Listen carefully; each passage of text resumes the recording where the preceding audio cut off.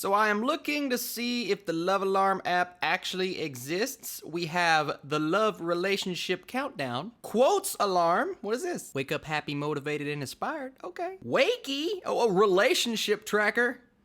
Here we go.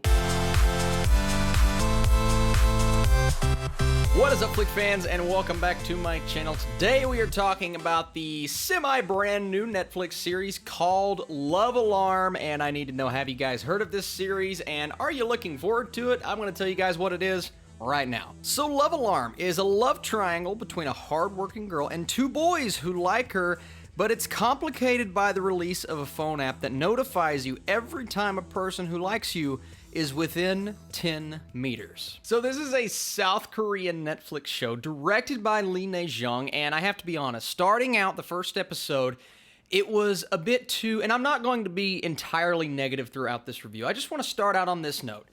It was so cheesy and just so schmaltzy, and I'm like, oh no, not another teenage rom-com. Now, I will admit, the visuals were really cool. You start out exploring what this app actually does, and what it does is it takes teenagers, well, it takes really anyone who uses it, and showcases the fact that they like a particular person in their area, within a certain distance, and everyone around them can see that, and they know whenever the app is working. Now, if this was applied to real life, I feel like it wouldn't go down the way it ends up going down in this show. This show distances itself from reality in this weird way. It feels different from anything else that I've seen, and that's a good thing. But like I said, if this app existed, I mean, people are ruthless, and I think there would be, and there are fights in the show, moments of intensity between the characters, but it would just be progressively worse.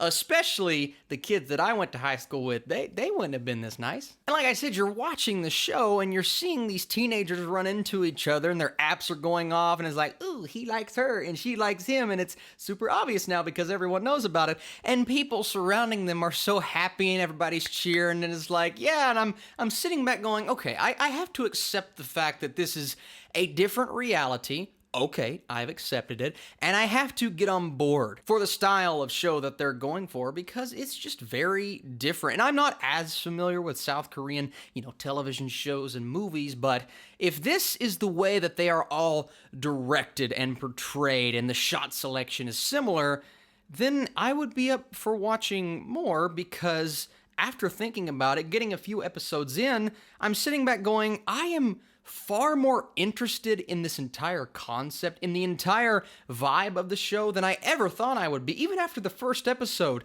I was slightly on board with the characters, but it was so cheesy, and I'm just not a big teen rom-com fan, and you guys see that from my other Netflix reviews. Some of the Netflix movies that they're putting out, it focuses heavily on that, and it all falls flat because of the dialogue and the script. And I'm not sitting here saying the script is the best, because there's a lot of exposition in this show, unnecessary exposition, and it does kind of verge into that teen schmaltzy category that I was afraid it was going to, especially after seeing how this show started out.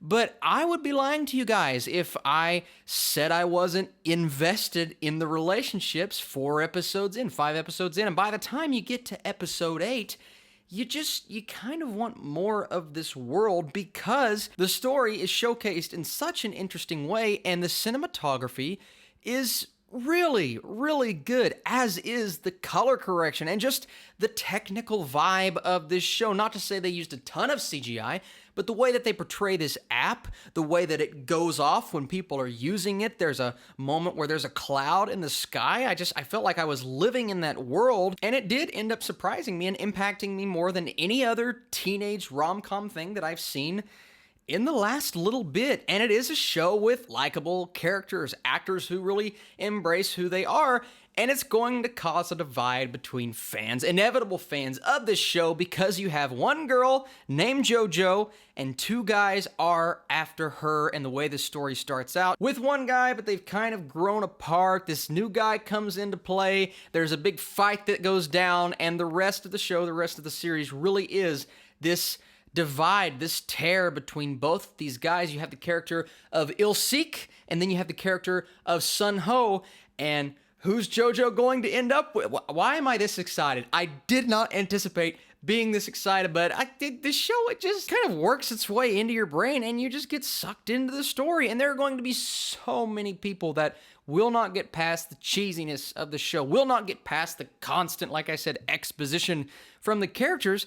But if you care about the character of JoJo and the confliction she's having, and not just her confliction, right? You have the inevitable side characters, and she has a friend who's dealing with her own troubles and the fact that maybe the app isn't working for her or working as well as it says it's going to work, or at least as well as she thinks it's going to work. And with technology like this, you're inevitably going to have characters who think they are all that and a bag of chips, except nobody's app is going off and they're struggling finding love. And there's one moment in the show when a character thinks she's found someone who likes her, but it doesn't end up being this character. She turns around and looks, someone else is within 10 meters, and it ends up being that character, someone who she does not want to end up with. So you can only imagine the drama that something like this is going to cause, and it's drama that you're just going to have to take time to get invested to. Do not just give this show one episode, because if that would have been me, I would have been like, no, this is just too cheesy for me. I don't really like where this is going. I like elements, but I'm afraid those elements aren't going to come together. Like I said, by the time I got halfway through the season, the elements started to come together, and I did get invested. And that's kind of the case for any show like this. If you stick with it long enough, you will get invested. But I appreciate the craft of a show like this, and really the showcase of what they can do with visual effects and likable, semi-well-written characters.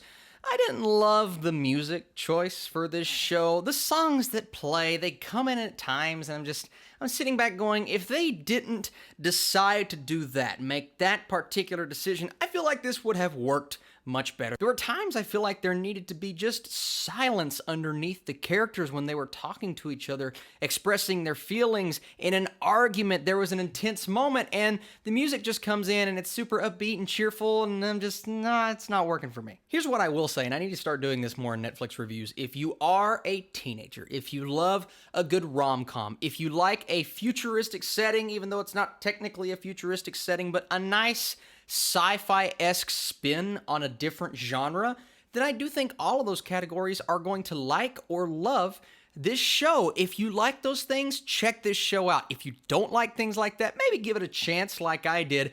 But if it begins to be too much for you, I honestly can't blame you, because it did almost get there for me at times, but I did ended up getting way more invested than I anticipated. And because of all of these things, I'm going to go way higher than I thought I would early on in the show, and I'm going to go 65% for Love Alarm. This is a solid series on Netflix.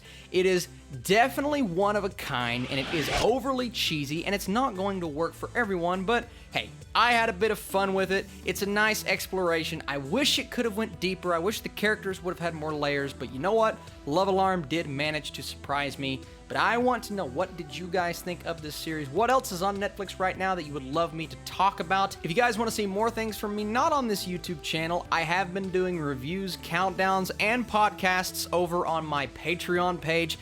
This week, I started going full force on that page, and it's only going to get progressively more crazy. And we have some collab podcasts on the way with patrons. So if you guys want to go check that out, be sure to check it out. Thank you so much for watching this video. You are the absolute best, and I'll see you very soon.